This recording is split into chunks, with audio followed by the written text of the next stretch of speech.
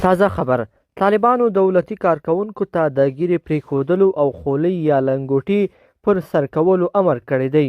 په افغانستان کې د طالبانو حکومت د دوشنبې په ورځ پلازمینه کابل کې د یو شمېر دولتي ادارو کارکوونکو ته ویلي دي له دې وروسته باید ږیرې پرېږدي او له لنګوټو افغاني لباس سره دفترونو ته ورشي.